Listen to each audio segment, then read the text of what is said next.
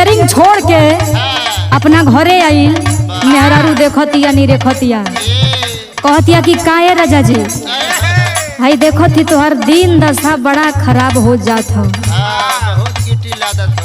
खैला पीला पर ध्यान ना देबा तो शरीर मैं बेकार हो जाई। मेहरारू एगो बात कलस का कहे, अरे नया नया गवाना के नया होठ लाली होठ चाट चाट।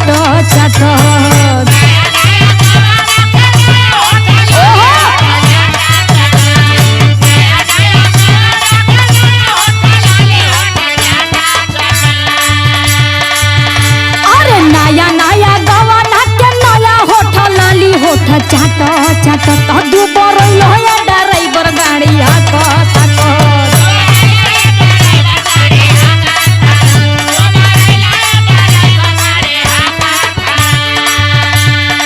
तब मर्दा कहता कि हे रानी जब भाई शरीरिया के रोज ना देबू आतर ई पतरे न होई।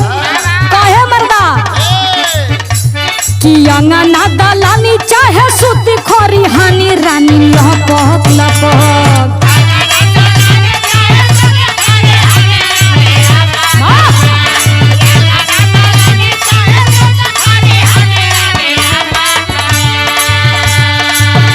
अरे अंगना दलानी चाहे सुती खोरी हानी रानी लपक लपक। मजा ले हुआ पत्थर को कोरा चपक चपक।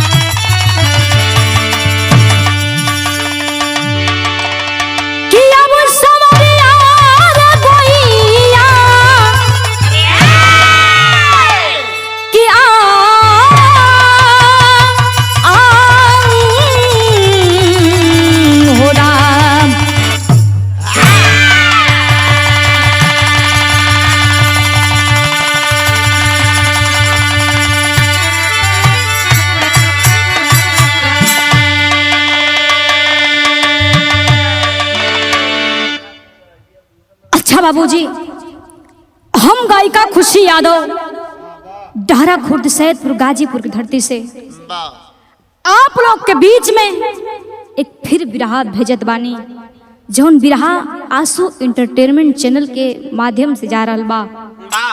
जिस चैनल के मलिकार महोदय राम जन्म बड़े भैया है और यह रिकॉर्डिंग हरिओम स्टूडियो आजमगढ़ में हो रहल बा। जिस स्टूडियो के मलिकार महोदय परम आदरणीय हमारे बड़े भैया मन्नू भैया के देख रेख में हो रहल बा। बड़ा ही दर्दनाक बिरहा बा भैया। आप लोग बिरहा सुनब तो आप लोग को दिल दहल जाई। हमारे कवि जी 4 लय भूमिका के अंदर भाव लिखत हन का,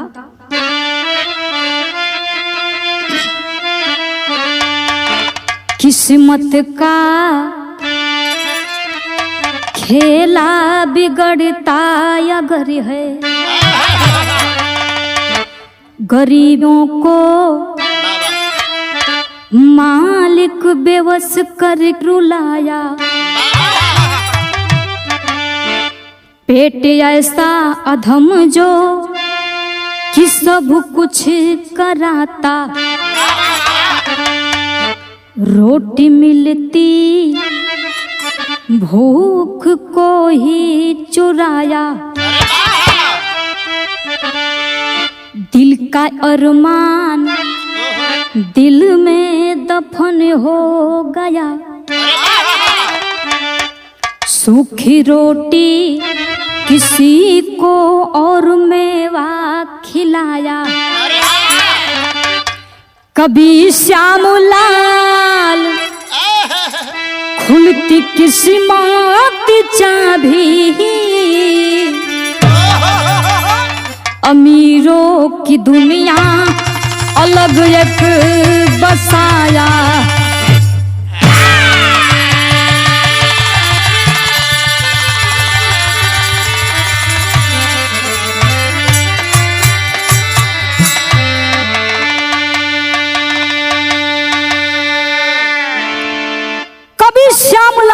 खुलती किस्मत का चाबी, अमीरों की दुनिया अलग एक बसाया।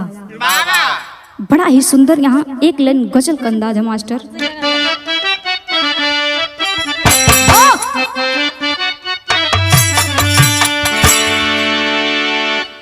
कि मेरे दर्द दिल की दवा क्या करोगे, मेरे दर्द दिल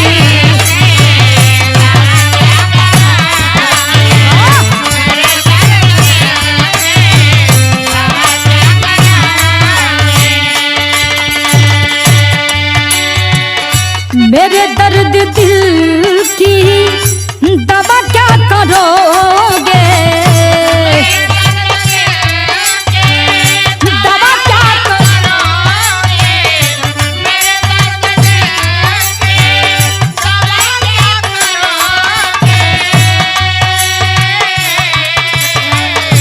मेरे दर्द दिल की दवा क्या करोगे, बड़ी बेवफा हो वफा क्या करोगे, बड़ी बेवफा हो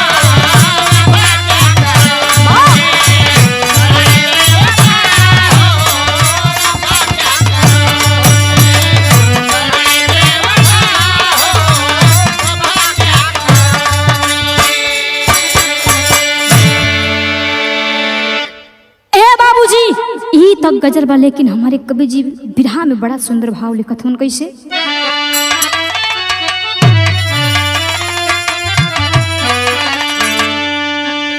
गरीबों के आंसू बहा के क्या करोगे, गरीबों के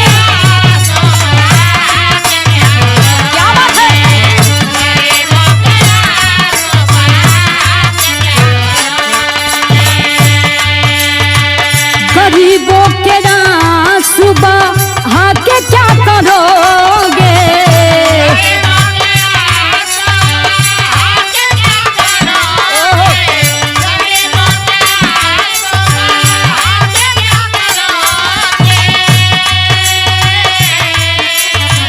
गरीबों के आंसू बहा के क्या करोगे, जिंदगी का मतलब सहा क्या करोगे, जिंदगी का मतलब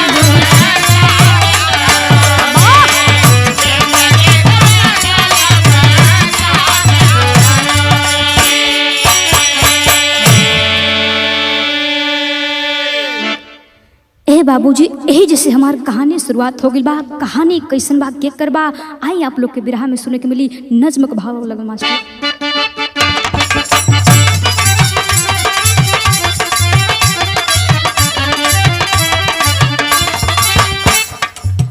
विश्वविख्यात मेला सोनपुर का लगता है, विश्वविख्यात मेला सोनपुर का लगता है, बिहार विकसित खुशी में दाम झूमता है।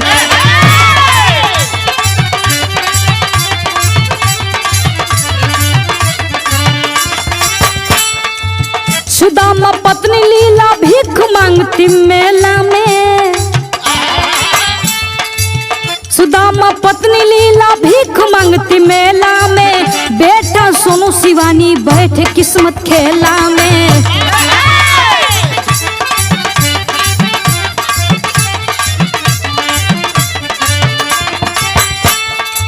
हाथी छिघरने लगा दिल पे पहाड़ टूट गया, हाथी छिघरने लगा दिल पे पहाड़ टूट गया, मेला में भगदड़ हुआ बच्चों का साथ छूट गया।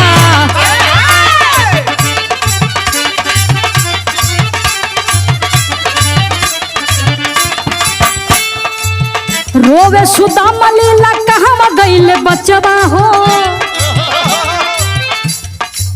रोवे सुदामा लीला कहाँ गईले बचवा हो, चल के देख जहाँ होत बाटे नचवा हो।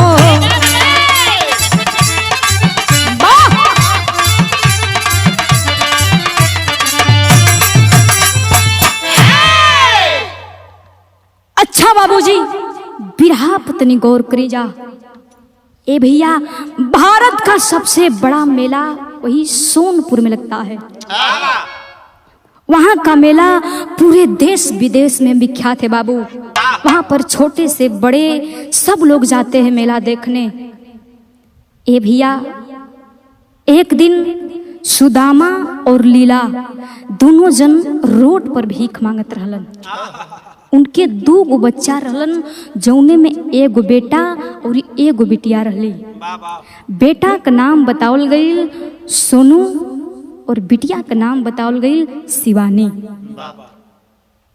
लीला अपना पति देव से कथी कि सैया, यहाँ रोड पर तो भीख मांगते हैं, जा कुछ 2-4 रुपया पैसा मिली जात, लेकिन सोनपुर में मेला बड़ा बढ़िया लगत बा, चल के वही मेला में मांगल जी तो कुछ पैसा रुपया राशन इकट्ठा हो जाई तो हमन का कुछ दिन चली। सुदामा कहथन ठीक बा, चल चला। ए भैया, सुदामा और लीला और दोनों बचवा छोटे छोटे रहलन, लेके चल देलन वही सोनपुर मेला में। जब वही सोनपुर मेला में गईल हवन तो ओ समय भइल का बाबू सारंग के भाव में बताओ के बा।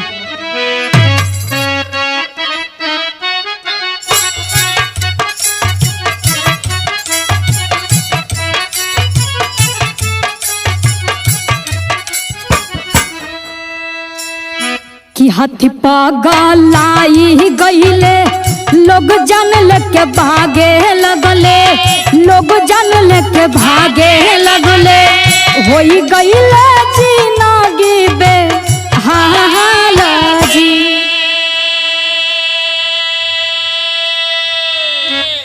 आ सबके हु खोजे लगले, मिलल नाही साथावा हो, मिलल नाही साथावा हो, आफत आइल सिर पर काला हो।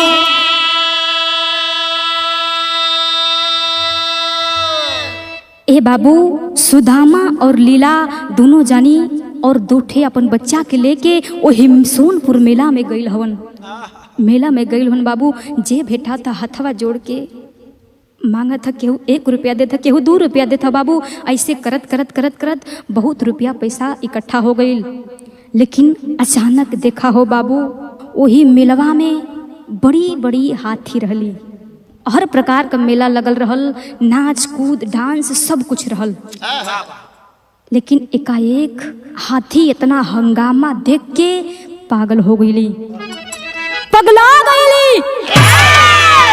जब भैया हाथी पगला जाली तो जनता हुआ जेकरे ऊपर पैर पड़ी उ तो घायल होखबे करी, नहीं तो भगवान के प्यारा हो जाई। वही मेला में बाबू हाथी का भगदड़ मच गई। हाथी लगली दौड़े, जितना जनता लोग पब्लिक वहाँ सोनपुर मेला में पहुँचल रहल एकदम परेशान हो गई। केहू इधर भागत बा, केहू उधर भागत बा बाबू। आ वही मेलवा में सुदामा, लीला और उनकर दोनों बच्चा भी रहल। वो दोनों बचवा के लेके भागत थी, अचानक दोनों बचवा का हथवा छूट गई। वही मेला में दोनों बच्चा हेरा गेलन। आ जब हेरा गेलन ने बाबू, इधर सुदामा लीला रोवत बिलखत होन। एक ठे बात कलन का बाबू, गीत लगत बा।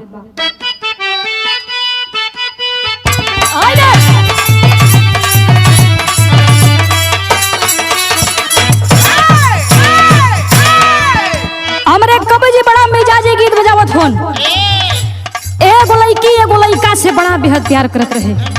उ लड़की ओ लड़का का बड़ाई करे का कि करो बिस्माइल बाटे गजब स्टाइल।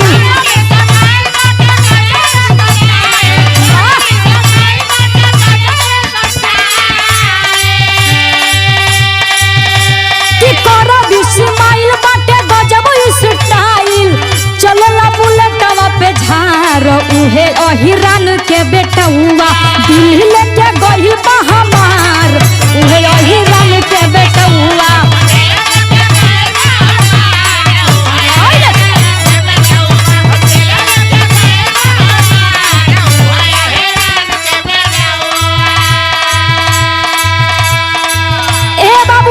तरजबा। लेकिन भाव में वो दोनों लीला और पत्नी सोचत का हवन, सुदामा छटपटैल बचावा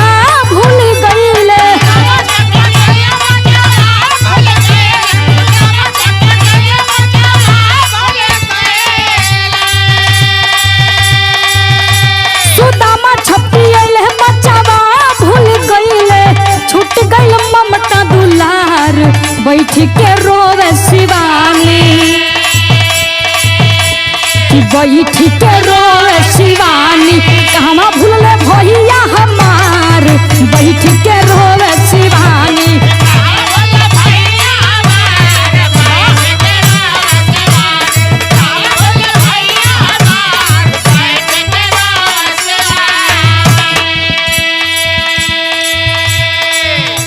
ए बाबू, जब मेला में भगदड़ हो गई, सुदामा लीला अपने बचवा का हाथ पकड़ ले रहलन।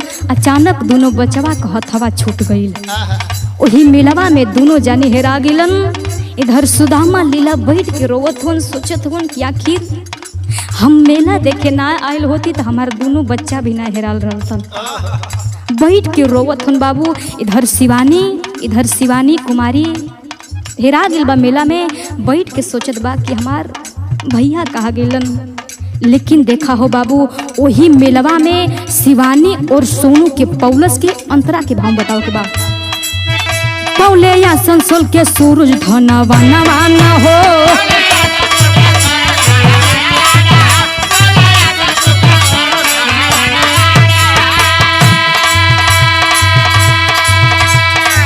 नहीं रहले अब गोदी में ललनवा न हो।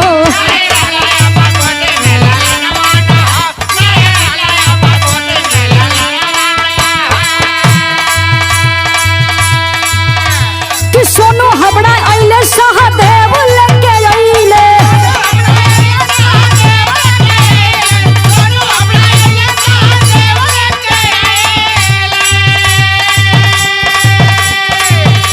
कि सोनू हबड़ा अइले सहदेव लेके अइले, खाई पी के भइले हो नहार। शिवानी बैठ के रोवे, शिवानी बैठ के रोवे, कहवा भूलले भैया हमार। शिवानी बैठ के रोवे बा।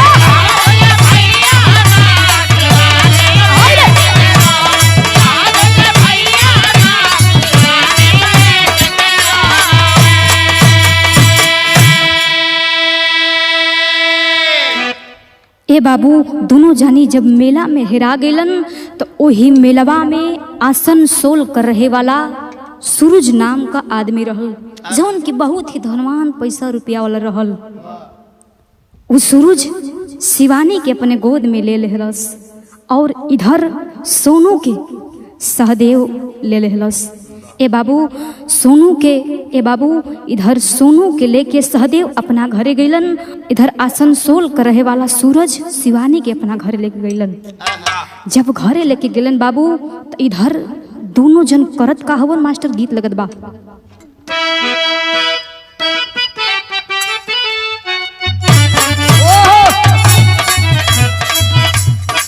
आई देखो बड़ा बढ़िया तरह हमारे कवि जी बजावत हो। आजकल मार्केट में तहलका मचोले बा। एक दुल्ही का नवे शादी भइल बा। शादी तो हो गई, लेकिन जब ससुरा गई तो अपन बलमुआ के बात अपना भौजी से कहे का, हम पानी 17 बलमुआ 23 साल के।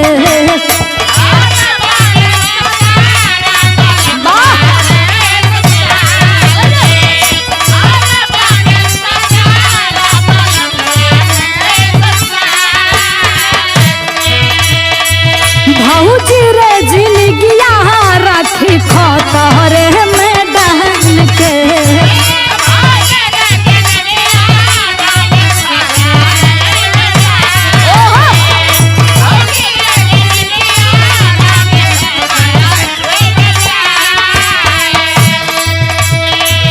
हम पानी 17 बलमुआ 23 साल के। भौजी रे जिंदगिया राखी खतरे में डाल के। केतनो होई निमन ई सुतइबे नु करी। अरे केतनो होई निमन ई सुतइबे नु करी। इतना फरक पाऊ मरिया तो कमरिया तो तू खइबे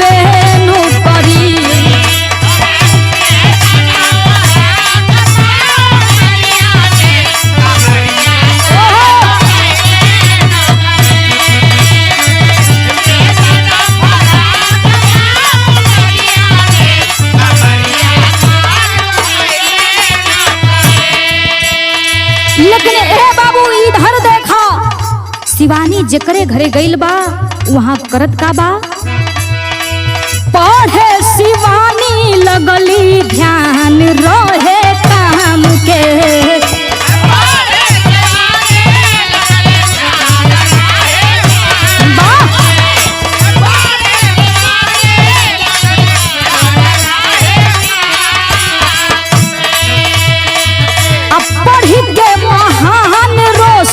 कैली पापा नाम के,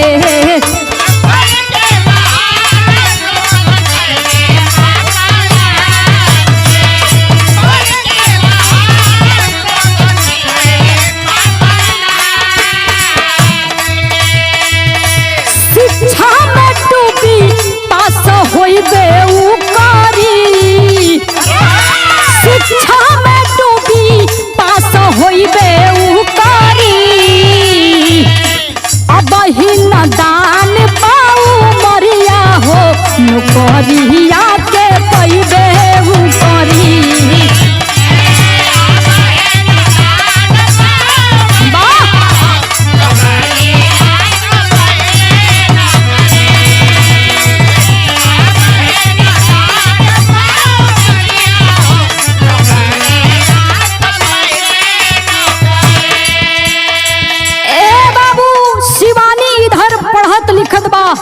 मेहनत कई के, मेहनत के बल पर अपन सिर्फ पढ़ाई में ध्यान लगौले बा और का करे, दौड़े शिवानी ओही ग्राउंड में आइली,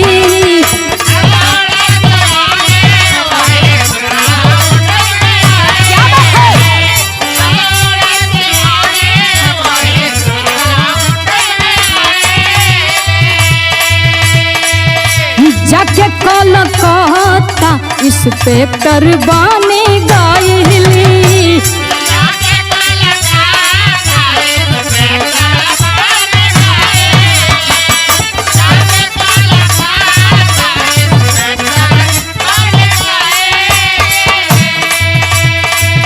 सूरज पापा खुशी मनैबे उ करी, सूरज पापा खुशी मनैबे उ करी, अब ही न दान पाऊ मरिया हो नौकरिया के पैबे नौकरी।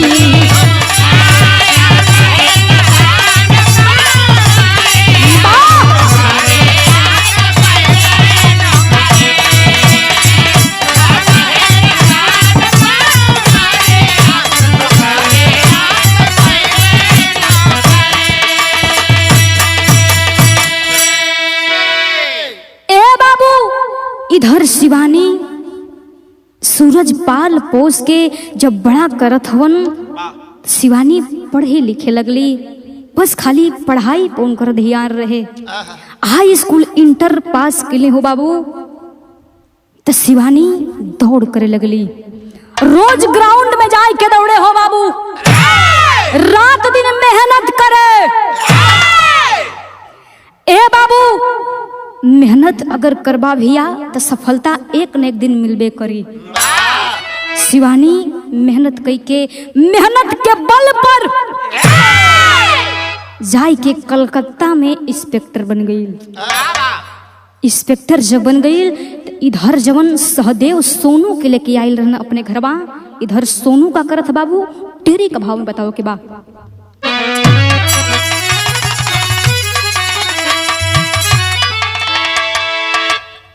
भाई का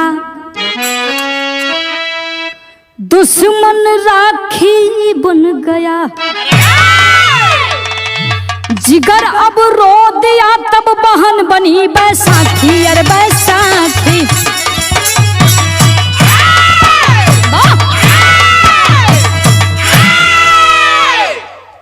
भाई का दुश्मन राखी बन गई, जिगर अब रो दिया तब बहन बनी बैसाखी। ए बाबू विदेशिया का भाव लगत बा,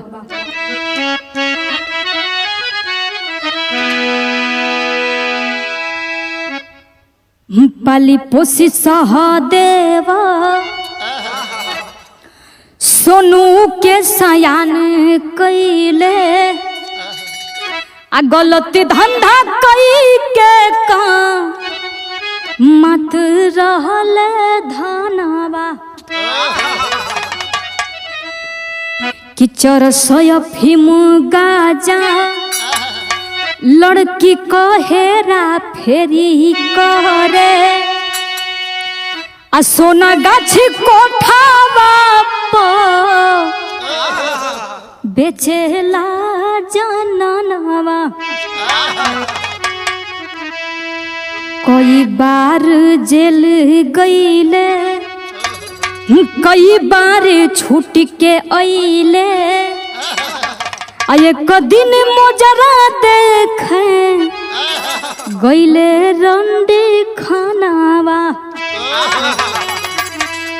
क्राइम वाली फाइल शिवानी उभारी दिहली पकड़े खातिर पुलिस बल के कैली तैनातवा। ए बाबू इधर सहदेव सोनू के पाल पोस के जब बड़ा किलन, जब सोनू बड़ा भइल बाबू गलत धंधा करे लागल। कलकत्ता के अंतर्गत एक सोना गाछी कोठा पड़ता है, भारत का सबसे बड़ा रेड लाइट एरिया है बाबू। वहां पर लोग बहुत ही गंदे गंदे काम करते हैं। वही कमवा में बाबू सोनू भी रहल।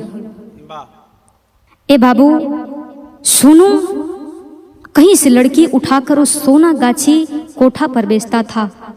एक दिन शिवानी इंस्पेक्टर सारी बात समझ गईली। जब सारी बात समझ गईली तो सोनू के पकड़े खातिर एक ठे प्लान बनावत थी। का मास्टर गीत लगत बा।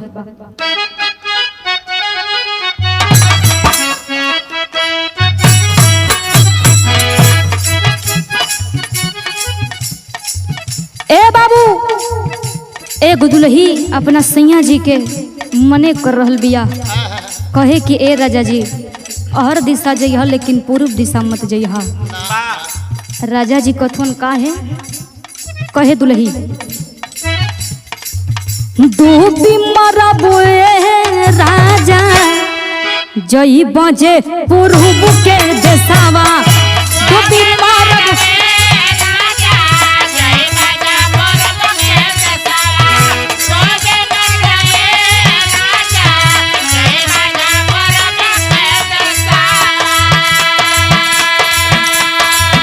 वही पूर्व देशवा में बस बंगलिनिया रामा।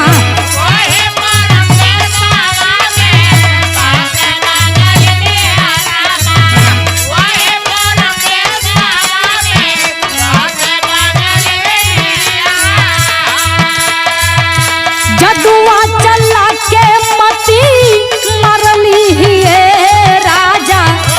जदुआ चला के मती मरली है राजा। जही बाजो पूर्व के देशवा डूबी मरबो राजा। जही बाजो पूर्व के देशवा।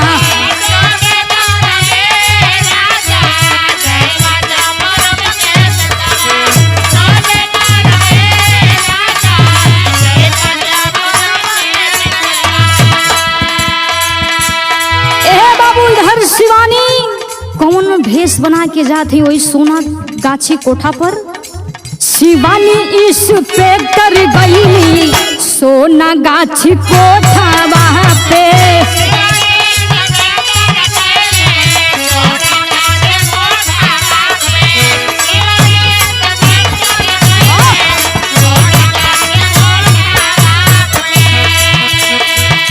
सोनू के पकड़ बंद कैली लफ्ज ओठावा पे। सोनू के पकड़ बंद कैली लफ्ज ओठावा पे।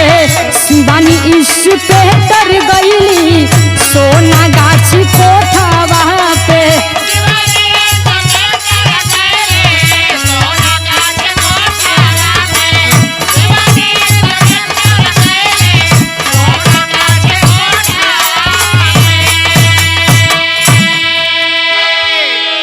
ए बाबू इधर जवन सोना गाछी कोठा पर जवन लड़की रहत रहली वही का कपड़ा पहन के वो शिवानी सोनू के पकड़े खातिर सोना गाछी कोठा पर गई है।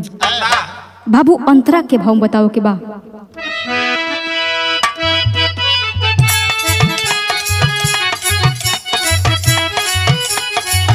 पकड़े खातिर सोना गाछी गईली शिवानी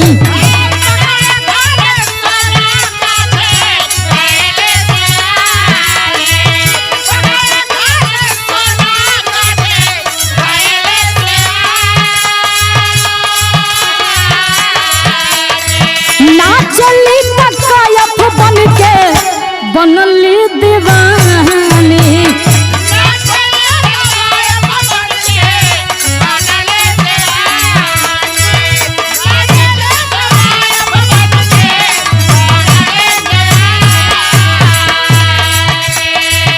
दारू पी के भूत सोनू गाजा धैले मुठावा पे दारू पी के भूत सोनू गाजा धैले मुठावा पे शिवानी इस पे डर गईली सोना गाछी कोठावा पे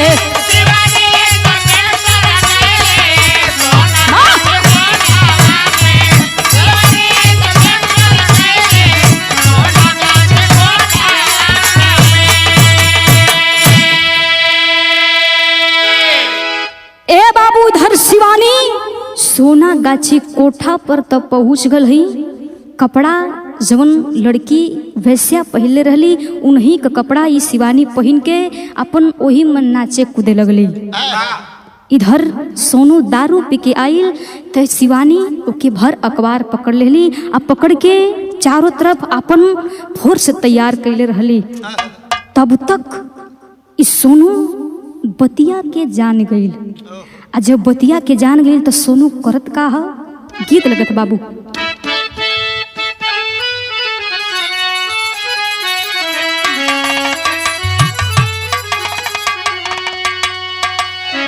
कि गंगा माई के ऊंची बा अररिया ना हो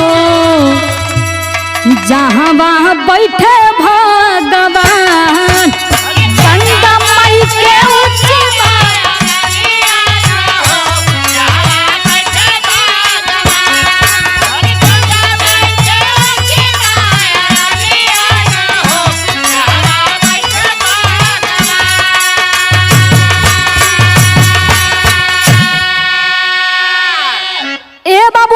तरजबा लेकिन बिरहा में फर्ज बतावल गई। तो सोनू जब शिवानी और सोनू के पकड़ लेहलस तो सोनू करत का बा चकमा दे के भागे सोनू नीचा ना हो दिहली गोलियां चला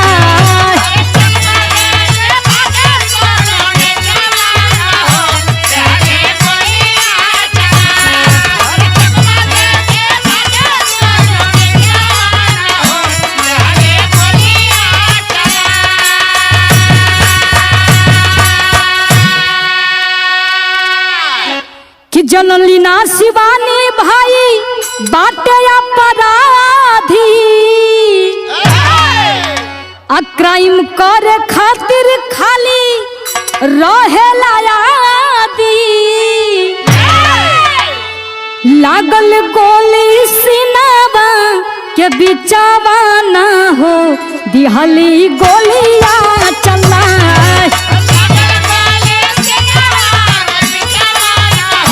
दिहली गोलियां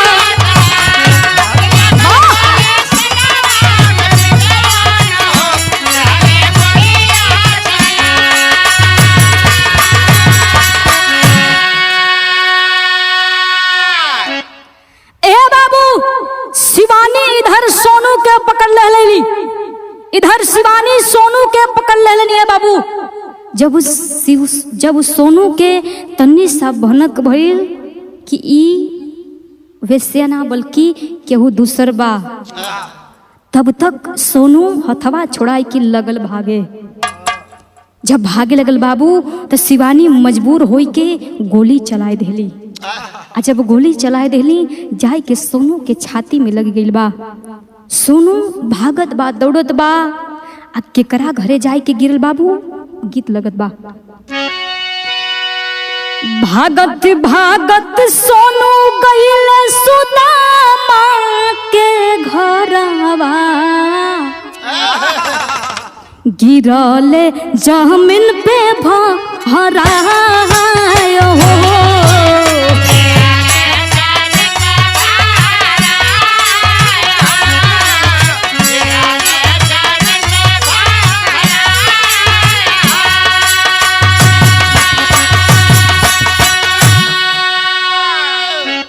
दौड़ी के सुदामा उठाइली हले गोदिया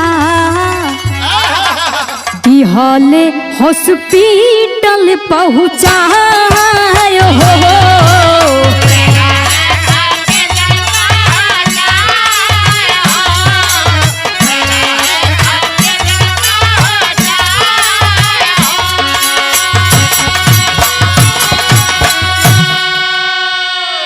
ए बाबू जब सीना में गोली लगल बा तो सोनू भागत भागत अपना माई बाबू के दरवाजे पर गईल हवन। भैया कहानी पर गौर करी जा। ओकर माई बाबू जवन मेला में दोनों बच्चा हेराइल रहलन तो माई बाबू सोचलन अब तो दोनों बच्चा हेराई गलन, अब यहाँ का करल जी, चलल जा कलकत्ता। वही जो सुदामा और लीला कलकत्ता में रहत रहलन।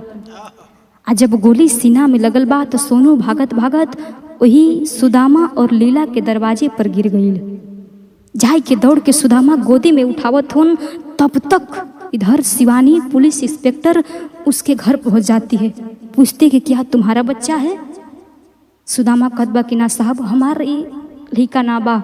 ए बाबू सोनू को हॉस्पिटल भेजवाया जाता है, सोनू का इलाज चल रहा है। जब सोनू ठीक भइल इधर आल्हा के भाव लगत मास्टर।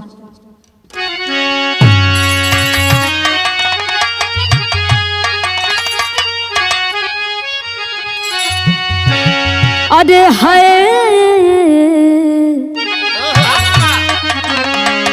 सोनपुर में यही बच्चा, सोनपुर में यही बच्चा वाके हम पवली भैया।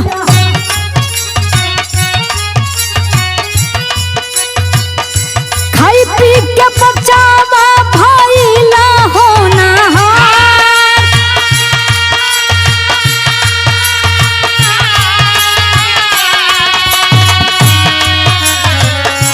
कहे सोनू मेलावे में भूलली बहिनिया बाबू।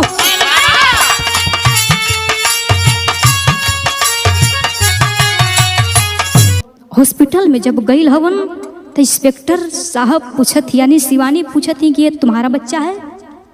सहदेव कहत बा कि हाँ साहब ई तो हमार बच्चा ना बा, लेकिन पाल पोस के हम ही बड़ा कैले हैं।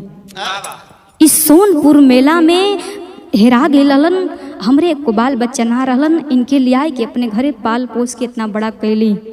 ए बाबू जब इतनी बतिया उस सोनू सुनत बा तो ओकरे मेलवा का बतिया याद आ गई। सोनू भी कहे लगल कि हमार बहन भी रहली, जौने बहन का नाम रह शिवानी। हमार माई बाबू भी रहलन, सोनपुर मेला में मेला देखे आए रहलन। हमें भगदड़ मच गई, हम दोनों जाना हेरा गेली। तो उनकर माई आ बाबू सुदामा कहत हन कि हे साहब हमन का जब बच्चा दोनों हेरा गेलन वो जगह छोड़ के हमन का कलकत्ता शहर में चली अली जा। ए बाबू सोनू इतना बतिया जब कहत बा, इतने कहत कहत सोनू ये दुनिया के छोड़ के चल गई। जब ये दुनिया के छोड़ के चल गई इधर माई बाबू अपना सोनू के देखत होन, मेला का बात याद करे लगलन कि लगत बा कि हमरे सोनू और हमार बेटी शिवानी बा। जब आगे सोनू का लाश देखत है, दोनों माई बाबू देख के वही जे तुरंत मर गईलन। तीनों जानी ए दुनिया के छोड़ के चल गईलन। इधर शिवानी रो रहल बिया। आ कहे का खड़ी का भाव बताओ के बा।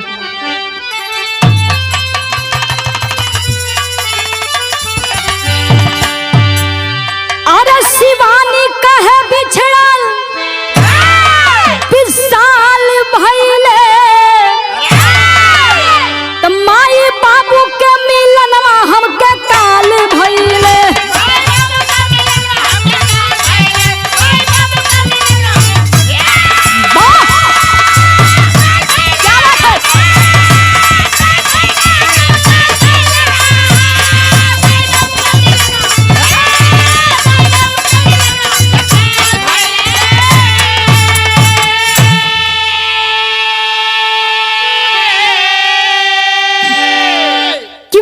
बाबू भाई लाश तीनों जरवली आई अपने हाथवा से अपने भाई के मिटावली।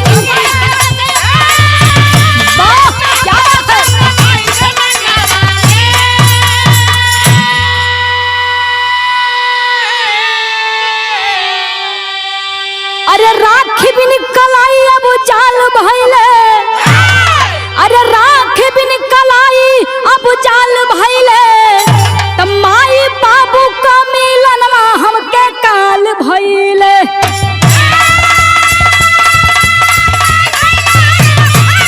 जिया बहादुर जिया शेरवा।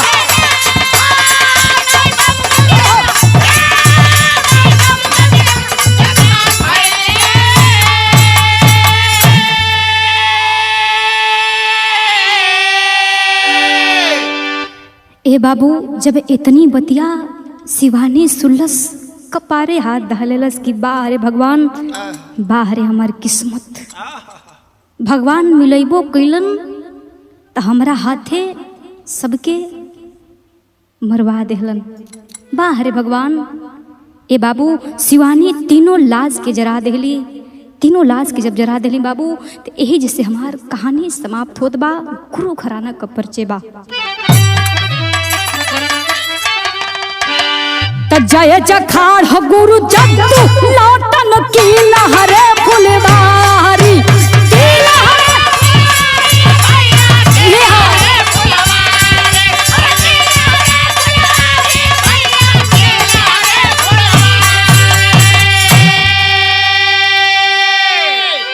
स्वर्ग बसे श्री नारायण रामनाथ डॉक्टर गौतम की तैयारी। भाई का दुश्मन राखी बन गई। अरे भैया